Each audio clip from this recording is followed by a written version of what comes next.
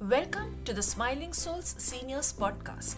I'm your host Tejasa and bring to you this podcast meant for the seniors, of the seniors, and by the blessings of the seniors. This is the best platform for seniors to express freely, be heard, share their life story and achievements, challenges, and wisdom with seniors across the world as well as with the younger generation. आज के हमारे खास मेहमान हैं श्री रवि दीक्षित, जो योग और wellness क्षेत्र में पिछले 42 साल से निरंतर काम कर रहे हैं। वे कैवल्य धाम जैसी नामांकित योग संस्था के एक्स जॉइंट डायरेक्टर रह चुके हैं। रवि जी एक योग एजुकेटर, नेचुरोपैथ और काउंसलर है तथा योगिक गुरुकुल के डायरेक्टर भी है, जहां प्राचीन योग परंपरा आधुनिक जीवन शैली से मिलती है। योग के आध्यात्मिक और हीलिंग पावर्स का समन्वय पूरी दुनिया के सामने आ जाए, यही रवि जी का प्रयास है। तो चलिए सुनते हैं रवि जी की कहानी उनकी जुबानी। The smiling souls seniors podcast channel पर हमारे सारे श्रोताओं और सारे दर्शकों का हार्दिक स्वागत है। आज हमारे साथ एक बहुत ही खास मेहमान है। उनका नाम है श्री रवि दीक्षित। वो खास क्यों है और कितनी वजहों के लिए है, ये आप जल्द ही जानेंगे और शायद इसके लिए एक पॉडकास्ट कम रहेगा, तो हमें उनसे बार बार मिलना पड़ेगा। नमस्कार रवि जी, आपका स्वागत है। नमस्ते। आपके साथ आज बहुत बातें करनी है, आपको करीब से जानना है, आपके बारे में सुना है, आपकी लिखी हुई किताब हमने देखी है, पढ़ी नहीं है, पर उसके बारे में बहुत जानना है ताकि हम आपको और आपने जो भी किया है उसको जाने और कुछ आपसे ज्ञान पाए। Thank you so much.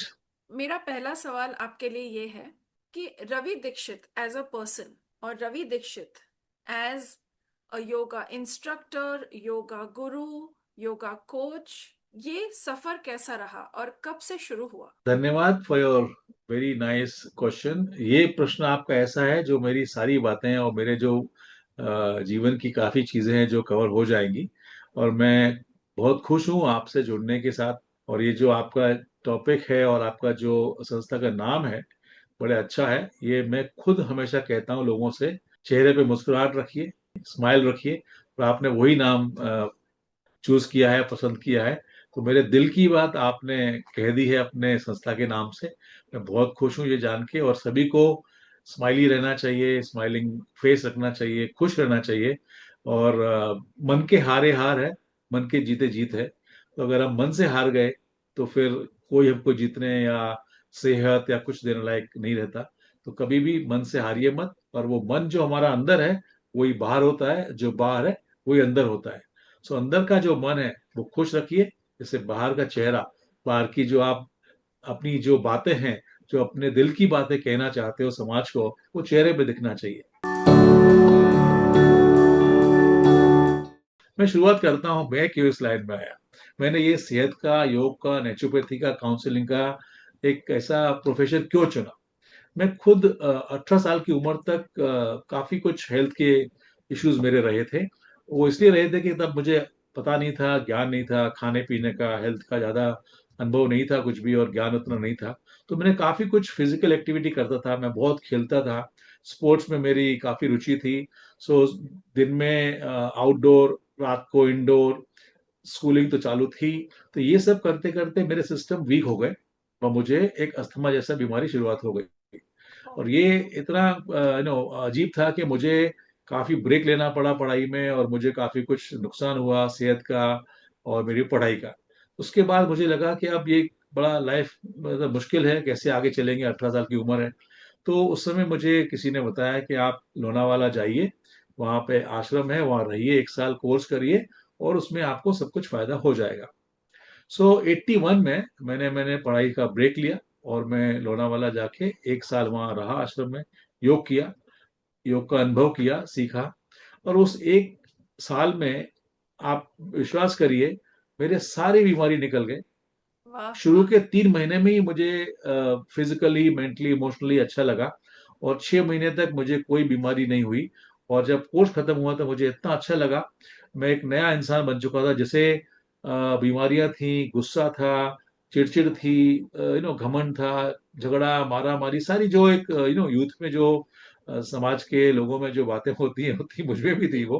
हाँ। लेकिन सब कुछ बदल गया और मुझे बड़ा शांत और अच्छा लगने लगा।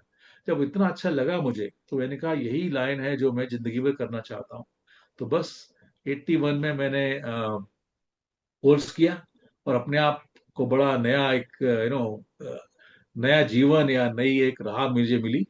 और उसके बाद मैंने योग सिखाना शुरू कर दिया 82 से। और तब से आज तक मैं यही करता आया हूँ। और साथ साथ काफी काम किए हैं, लेकिन 8 से 10 घंटे मैं लगभग योग सिखाता हूँ। कभी कुछ कम ज्यादा हो जाता है, बट यही मेरा पैशन है, यही मेरा एक मिशन है, और यही मेरी एक बड़े दिल से करने की इच्छा है। मुझे मजा आता है। मैंने लगभग कुछ 10 लाख लोग को योगा शायद सिखा दिया होगा अभी तक। What an amazing journey. यकीन नहीं होता दो तीन बातों का कि इतनी कम उम्र में अस्थमा था और 3 महीने में ही आपको इतना फर्क महसूस हुआ और आप दिन में 8 से 10 घंटे पढ़ाते। That is mind blowing. मेरा आपके लिए अगला सवाल ये है कि इस योगिक जर्नी में आपके लिए सबसे अनमोल कोई ऐसे अनुभव आए हैं और लाइफ चेंजिंग एक्सपीरियंस, ऐसा कोई अनुभव जो आप हमारे साथ शेयर करना चाहेंगे? काफी अनुभव है, लेकिन कुछ अनुभव मैं यही बताना चाहता हूँ कि जैसे सबसे बड़ा अनुभव तो ये है कि 95 और 92 93 ईयर्स एज के जो हमारे सीनियर्स हैं, मैं उनको योगा सिखा रहा हूँ जब मैं 19 साल का था। और अभी भी मैं खुद सीनियर बन चुका हूँ, तो भी मुझे 90 के प्लस के लोग मिलते हैं। और कुछ ऐसे हैं जो योग करके ही स्वस्थ हैं और डिपेंड नहीं होते। मैं एक छोटी सी स्टोरी बताना चाहता हूँ। फैमिली थी जो बोट पे घूमने जा रही थी। उसमें सीनियर्स थे, सीनियर सिटीजन थे, और उनके बेटा था, हम्म। उनकी बेटी, बहू थी, और पोता पोती थे। अचानक वहाँ थोड़ा जोर से तूफान जैसा आ गया। बोट हिलने लगी, डूबने लगी। पास में सब लोग चिल्लाए, और पास में जो उनके कोई फिशरमैन जो लोग थे, उन्होंने आके हेल्प करना शुरू किया। तो सबसे पहले जो छोटा बच्चा था 5 6 साल का, उसको बचाया गया। और उसके दादा नाना जो भी बोलो आप, वो भी खुश थे कि चलो बच्चे को बचा लिया। दूसरे बच्चे को भी बचा लिया गया। और इतने में देखा गया कि वो जो बेटा था उनका, वो बिजी था अपनी वाइफ को संभालने के लिए, वाइफ को बचाने के लिए। लेकिन सीनियर्स को बचाने कोई नहीं आया, उनको जल्दी से बाहर निकालने कोई नहीं आया। तो मैं ये कहना चाहता हूँ यहाँ सीनियर्स लोगों से कि आप इंडिपेंडेंट रहिए, आप मजबूत रहिए, किसी पे निर्भर मत करिए। नहीं तो आपका बेटा अपने बच्चों को बचाएगा या अपनी वाइफ को बचाएगा, आपको बचाने कौन आएगा? आते हैं, ऐसा नहीं कि आते नहीं है, लेकिन आप इतना मजबूत रहो, इतने फिट रहो कि आप दूसरों को बचाओ, आपको नहीं बचाए। आपका ज्ञान, आपका अनुभव इतना भयंकर है, आप उससे इम्प्लीमेंट में लाइए, उससे आप उससे उसका उपयोग करिए। और उसके साथ साथ जो आपने बोला, एक और अनुभव मैं बोलना चाहता हूँ। मेरे घर में ही दो दो बच्चे हैं। दोनों को मैंने नहीं कहा कि तुम योग में रहो या योग सिखाओ। दोनों ने अच्छी पढ़ाई की है, डबल मास्टर्स किया है, बहुत सुंदर हैं, बहुत वाह। फिट हैं, बहुत अच्छे हैं। लेकिन दोनों ने ही योग को चुन लिया। तो ये शायद मेरे लिए बड़ा एक अच्छा और अजीब अनुभव है, जो मैं खुश भी हूँ। और चाहता था कि दोनों मास्टर्स करके आए, विदेश पढ़ के आए हैं, कुछ और भी करें। आजकल डॉक्टर्स भी आ रहे हैं, बड़े बड़े पढ़े लोग लिखे लोग आ रहे हैं। ये अच्छी बात है, योग के लिए और समाज के लिए बहुत अच्छी बात है। मैं कहूंगी ये एक अनमोल भेंट है जो भगवान ने दी है कि दोनों बच्चे अपने आप आपकी राह पर चल रहे हैं, जो उनके लिए भी अच्छा है और आने वाले सालों में हजारों और लाखों लोगों को वो प्रेरित करेंगे और उनको सही राह दिखाएंगे सेहत की। ये मैं कुछ देर बाद पूछने वाली थी योगिक गुरुकुल के बारे में, बट क्योंकि आपने अपने बच्चों के बारे में बताया और उनकी योगिक जर्नी का ये पहला कदम है, तो इसके बारे में कुछ हमें बताएंगे। When was it established and क्या मिशन थी? ये शुरुआत मेरी बेटी ने की। वो लंदन कोर्स करके आई मास्टर्स का, फिर उसने यहाँ पे, उसको अच्छे जॉब के ऑफर भी आए, जॉब भी उसने शुरू किया। लेकिन वो जैसे आपने सोचा था कि नहीं मुझे कुछ और करना है, तो फिर कोविड आ गया। सो उसके मन में था कि वो खुद कुछ करना चाहती है जो हेल्थ के, योग से संबंधित हो। कोविड में सबको घर बैठना पड़ा। तो घर बैठ के जितना ज्ञान है, अनुभव है, जोश है, तो हमको लगा कुछ करना चाहिए, तो हम सभी ने ऑनलाइन काम शुरू कर दिया। तो जी। इसी समय उसने आज से लगभग 5 साल पहले एक संस्था का स्थापना की, जो कि हम्म। गुरुकुल। और शुरुआत में उसने ही पूरा काम किया, मेहनत की, जो आज जो भी कुछ उसकी संस्था काम कर रही है। तो शुरुआत में बेटी ने सब किया, उसका नाम अन्विता है। और फिर धीरे धीरे मैं जुड़ गया, क्योंकि मैं पहले बहुत बिजी था बाकी कामों में। फिर बेटा भी बड़ा हुआ, उसने भी डबल मास्टर्स किया, तो वो भी जुड़ गया साथ में। क्या सो हम बात है। इसमें तीनों जुड़े हुए हैं। और मकसद यही है कि हमारे जो भी कुछ अनुभव हैं, जो भी कुछ ज्ञान है, जो भी कुछ हमारे पास है, हम शेयर करें, लोगों का भला करें, और लोगों को सही रास्ता दिखाएं। तो हमारी संस्था जो है वो काफी काम करती है। हमारा यूट्यूब चैनल भी है, इंस्टाग्राम भी है, मेरे 4 बुक्स हैं। और जहाँ जहाँ हमको मौका मिलता है, जहाँ जहाँ पॉसिबल होता है, हम जाते हैं, लोग सिखाते हैं। पैसे की भी जरूरत पड़ती है, कमाना भी पड़ता है। जी। सो इसमें कमर्शियल एंगल भी आ जाता है, जहाँ हम कॉर्पोरेट वर्ल्ड में जाके सिखाते हैं। तो क्योंकि बिना पैसे के तो चलाना मुश्किल रहता है। सो हम सेवा भी करते हैं, और जहाँ कमर्शियल एंगल है, जो देना चाहते हैं, उनसे हम फीस भी लेते हैं। मेरा अगला सवाल आपके लिए ये है, इन 44 सालों में आपने कोई ऐसे केसेस देखे जो बिल्कुल ही किसी ने हाथ ऊपर कर दिए थे, मतलब होपलेस केस है या there is no come back, और योग द्वारा वो केसेस रिवर्स हुए हैं या उनकी सेहत वापस अच्छी हुई है और उनको लंबी आयु मिली है? सबसे पहला बहुत बड़ा उदाहरण, मैं बैठा हूँ सामने। मुझे खुद काफी बीमारियां थी, जैसे मैंने बोला, स्नोफीलिया, ब्रोंकाइटिस, अस्थमा, फॉलिंग सिक, बार बार बीमार होना, बार बार बुखार आना। फिर हजारों भी प्रॉब्लम समझो आप थी 18-19 तक मुझे। उसके बाद ये सब निकल गई। इसके साथ साथ मैंने कई एग्जाम्पल देखे हैं जहाँ डायबिटीज रिवर्सल हुआ है, हाइपरटेंशन कम हुआ है या निकल गया है पूरा, वेट लॉस भी हुआ है, स्पाइन से रिलेटेड जो भी संबंधित इश्यूज हैं वो गए हैं। बेसिकली फंक्शनल डिसऑर्डर्स काफी हद तक, I would say 90 to 99% control में आते हैं या पूरे क्योर हो जाते हैं। 1% में इसलिए नहीं कहना चाह रहा हूँ कि हमारे जो हैबिट्स हैं, हमारे जो माहौल है, सिचुएशन है, वो चेंज होती रहती है। मौसम बदल गया, कभी कुछ ऐसा आ गया, तो 1% इशू यहाँ वहाँ आ जाता है। बट ऐसे केसेस हैं जहाँ 100% भी हुआ है, 99% तो वही है। बट ऐसे मेरे लाइफ में एक नहीं, हजारों एग्जाम्पल हैं। और ये आजकल साइंस ने भी प्रूव कर दिया है। Reversal of functional disorders like diabetes, hypertension, gynec issues, all are reversible. हमको होता क्या है कि आजकल हमारे समाज में एलोपैथी या जो मेडिसिन का जो बिजनेस है, वो इतना कमर्शियल हो गया है, सबको लेना देना पड़ता है, सबको कमाना पड़ता है। वो कहीं जरूरी भी हो सकता है, लेकिन मोस्टली अगर हमारे डॉक्टर्स, हमारा समाज, हमारी दवाइयाँ थोड़ी सी डाइट की गाइडेंस दें, लाइफस्टाइल का थोड़ा बताएं कि दिनचर्या कैसी होना चाहिए। आयुर्वेद में लिखा है, योग में लिखा है, नेचुरोपैथी में लिखा है, दिनचर्या ही आपका इलाज है। अगर आप सही दिनचर्या कर लेते हैं, तो आपकी 50% बीमारी वैसे निकल जाती है। लेकिन लोग डर जाते हैं, घबरा जाते हैं, माहौल ऐसा है, डॉक्टर के पास जाओ, यहाँ जाओ, वहां जाओ। सो आधी बीमारी डर के कारण, आधी समाज के कारण हमारी बीमारी, प्रॉब्लम सॉल्व होती नहीं है। सो आप डरे नहीं, घबराए नहीं, हिम्मत रखें। सिर्फ इतना करिए कि आप खुद अपनी हेल्थ की जिम्मेदारी लीजिए। आजकल बहुत सी संस्थाएं हैं, जैसे माधवबाग में है, they claim reversal of various diseases.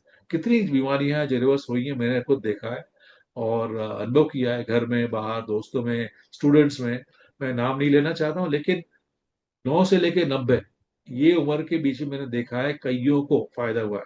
सिर्फ एक ही चीज है, आपको योग रोज करना है। ये नहीं कि हमने बीमारी आई, ये मैं देखा है मेरे अनुभव में, बीमार होते हैं, योग करने आ जाते हैं, योग करते हैं, बीमारी ठीक हुई, योग बंद कर दिया। ऐसा नहीं चलेगा। योग रोज करिए। आप जानते हैं द स्माइलिंग सोल्स सीनियर्स के साथ काम करते हैं। सो स्वास्थ्य इतनी बड़ी चीज है और इस उम्र में खास तौर पे ख्याल रखना चाहिए। तो आप सीनियर्स को क्या कहना चाहेंगे, कैसे उनका स्वास्थ्य, कैसे उनका आरोग्य वो बनाए रखें, और क्या चीजें करें, और कैसे योग द्वारा अपना स्वास्थ्य बनाए रखें? एज वी से in English, charity begins at home. सबसे पहले खुद की सेवा करिए, खुद का ख्याल रखिए, खुद का खुद के लिए समय दीजिए, बिकॉज ये सेल्फिश होना नहीं कहते इसे, इसे कहते हैं हमारा शरीर एक मंदिर है, या जो भी आप मानना चाहें। आप कुछ भी सेवा करना चाहो, पहले अपनी सेवा करिए। सेवा मतलब अपना ख्याल रखिए, अपनी देखभाल करिए, और इसके लिए कुछ नहीं करना ज्यादा बड़ा। हमारी छोटी छोटी गलतियां, जैसे हमें पता है कि हमको एक दिनचर्या का पालन करना चाहिए। शुरू में हमारे शास्त्रों में, हमारे पूरे भारत में लिखा गया है कि भाई ब्रह्म मुहूर्त में उठिए, सुबह जल्दी उठिए। दूसरा ये भी लिखा गया है कि थोड़ी अपना जो भी आप धर्म को मानते हैं, पूजा पाठ करिए। फिर सुबह उठ के आपको थोड़ा वॉक करना चाहिए, आहार विहार विचार, ये सब की जो चीजें हैं, तो जल्दी उठिए, ये तो बहुत जरूरी है।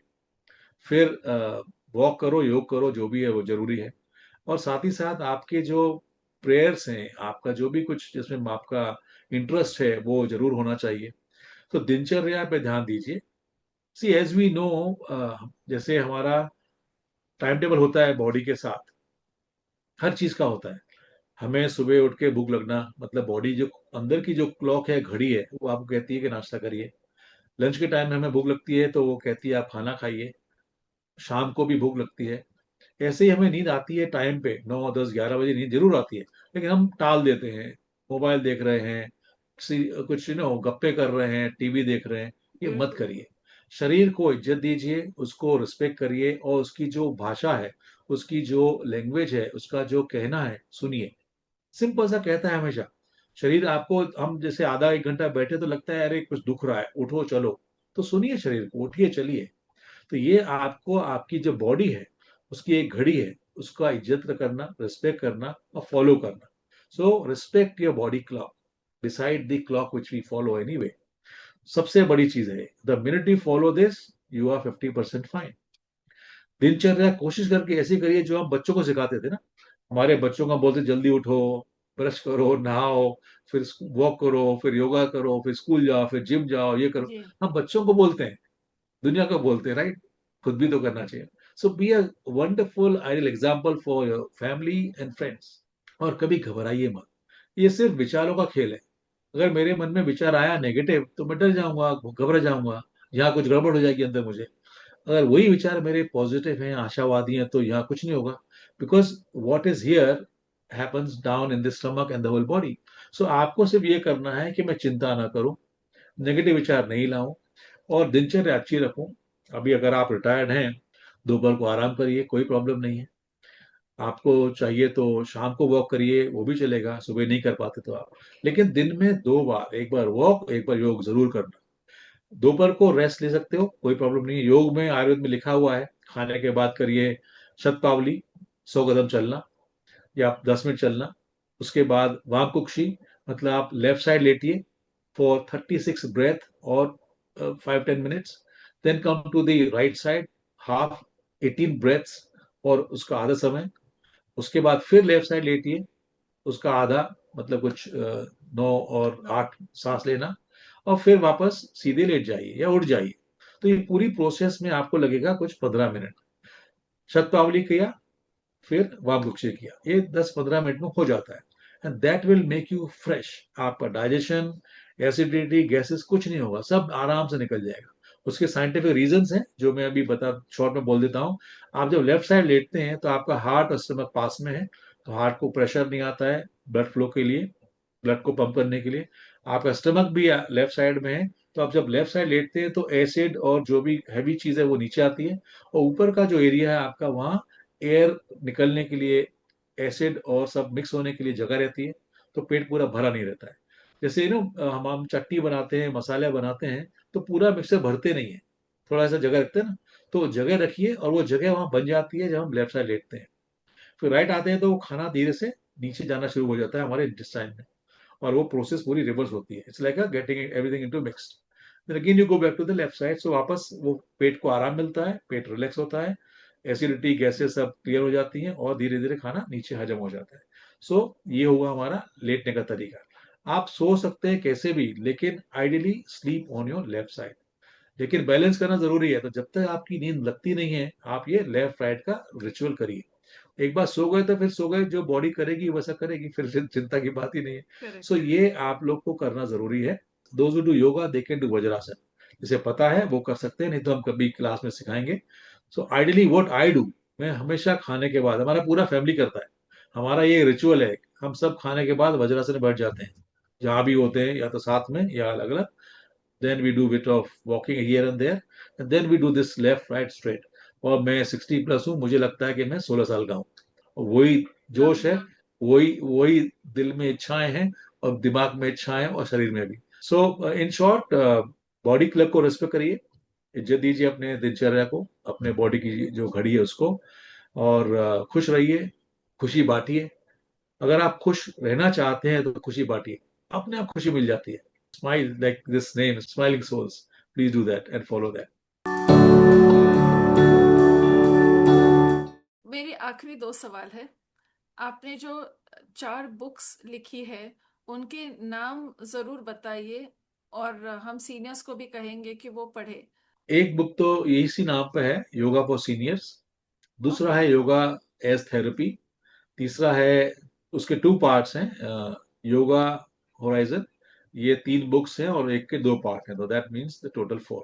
ये कुछ आई थिंक बुक्स अवेलेबल हैं स्टोर्स पे, अदरवाइज वी विल, हम कुछ खास ऐसी कोशिश करेंगे जो आपके संस्था के जो लोग हैं उन्हें मिले, या वो कहीं पीडीएफ में या किसी फॉर्मेट में पढ़ लें, या उनको इसका लाभ मिले। अब पॉडकास्ट के आखिर के पड़ाव में हम हैं। आखिरी सवाल, आखिरी बातचीत। आपसे पहली मुलाकात में आपने कहा था कि द स्माइलिंग सोल्स जो आज कर रहा है सीनियर्स के लिए, ये आपकी खुद की ड्रीम थी 20 साल पहले, वेरी ट्रू। और and that you can see happening right now. Yes. और हम चाहते हैं कि हम और आप साथ में ये सफर चले यहाँ से। So what do you think can we do for seniors together so that their health and their benefit is the topmost objective? आपने ऑलरेडी जो मेरे ड्रीम था, मेरे मन में था, वो प्रोजेक्ट शुरू कर दिया है, और somehow we got connected। तो ये ऊपर वाले की इच्छा थी कि मेरे मन में जो दिल में था वो कई सालों पहले, वो आपने पूरा किया, शुरुआत कर दी। अब हम जुड़ चुके हैं, तो मैं और मेरी फैमिली, हमारी टीम, हमारे बाकी जो लोग हैं, वो इसमें 2-3 काम तो पक्का कर ही सकते हैं। सेहत के लिए, फिजिकल, मेंटल, इमोशनल, उम्र बढ़ने पे इमोशनल हेल्थ भी जरूरी होती है। So having balance in emotions, mentally remaining alert, memory issues, forgetfulness, all that we can look into that। Physically fit जरूरी है, जहाँ हमारी बीमारियां कम हो, पेन्स एक से प्रॉब्लम कम हो। अदरवाइज उम्र बढ़ती है तो ये दुख रहा है, वो दुख रहा है। ये सब के लिए हम कर सकते हैं। खाने पीने का जो ख्याल रखना है, डाइट का है, नेचुरोपैथी का है, न्यूट्रिशन का है, वो हम ध्यान रख सकते हैं। और कभी भी कहीं ऐसी जरूरत है, जैसे अच्छे आश्रम में ले जाना, माधव बाग ले जाना, कुछ उनके लिए कैंप करना, उनके लिए कुछ एक्टिविटी करना, फ्री हो सकता है, फ्री करेंगे। जहाँ जिसके पास पैसा है वो पैसा दे सकता है तो दे सकता है।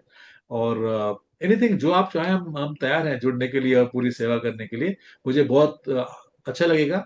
और ये मैंने सीखा है हमारे कल्चर में, और यही मैं सिखाता हूँ कि हमारे बड़ों का रिस्पेक्ट करिए, उन्हें समय दीजिए, उनके साथ जो भी हो सकता है, अपना उनसे सीखिए। अभी भी सीख सकते हैं हम लोग।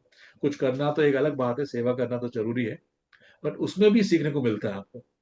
और कुछ करके देखिए, कुछ दे के देखिए, क्या सुख मिलता है। करने में, देने में जो सुख है, वो लेने में सुख नहीं है। Very true. Very very very true. और और हमारे साथ में जितने भी लोग जुड़े हुए हैं और जो सुन रहे हैं, उनको मैं कहना चाहता हूँ, आप ये चीजें स्प्रेड करिए, अपने पड़ोसी को, रिश्तेदार को बोलिए, इस संस्था से जुड़ें, साथ में आए। बिकॉज जब हम एक साथ होते हैं तब आगे बढ़ सकते हैं, अच्छा काम कर सकते हैं। So spread this word with everybody. Smiling souls में जुड़िए और पूरा फायदा लीजिए। काफी अच्छा काम कर रही हैं ये सभी लोग और इनकी पूरी टीम। एंड जैसे मैंने कहा कि चैरिटी बिगिंस एट होम। सो आप शुरुआत करिए अपने परिवार से, अपने रिश्तेदार से, अपने बाकी समाज के लोगों से। और एक, मैं अंत में ये कहना चाहता हूँ, follow triple D. Triple D मतलब डिसिप्लिन, डिटर्मिनेशन एंड डिवोशन। ये हर एज में लागू होता है, बच्चे के लिए भी, मिडिल एज के लिए भी, और आप सब सीनियर्स के लिए भी। यही एग्जाम्पल मैं दे रहा था अमेरिका में। तो वहां मुझे एक स्टूडेंट ने बोला, अमेरिकन ने, सर देर आर 4 Ds, आप तो खाली 3 ही बोल रहे हो। ऐसे अच्छा बताइए चौथी डी कौन सी है, बताइए। बोले नहीं नहीं, आप गैस करो। मैंने कहा I can guess but I would like to hear from you. वो चौथी डी थी dollar, money. Okay. And that's also important. So seniors, save your money, keep money with you. It's important. It's not everything, but it's important. So पैसा रखिए, आपके जाने के बाद जिसको मिलना है मिलेगा, जिसको आप बिल करोगे मिलेगा, लेकिन पैसा जरूरी है। So discipline, determination, devotion and devotion and dollar, dollar. Money. Okay. Great great thank you great. So much for inviting me. Thank you so much Ravi ji. क्या मज़ा आया आपसे बात करके, और आपके बताए हुए राह पर हम खुद भी चलेंगे, हमारी टीम भी चलेगी, और डेफिनेटली हमारे सीनियर्स भी चलेंगे। And we are extremely happy and privileged कि आप हमसे जुड़े हैं, और आगे का सफ़र भी हम साथ साथ चलेंगे। बहुत बहुत बहुत धन्यवाद कि आप आज थैंक यू, इस मंच पर प्लेजर। आए और थैंक यू अपना फॉर कीमती इनवाइटिंग मी। वक्त दिए। Thank you so much. तो ये थी रवि जी की कहानी उनकी जुबानी। दुनिया भर के सारे श्रोताओं और दर्शकों को हमारा दिल से धन्यवाद। कहानी पसंद आई तो इस एपिसोड को और हमारे चैनल को लाइक करिए, शेयर करिए, सब्सक्राइब करिए। इंतज़ार करिए हमारे अगले सीनियर सेलिब्रिटी का, जिनको आप देखेंगे और सुनेंगे सिर्फ the smiling souls seniors podcast channel पर। धन्यवाद।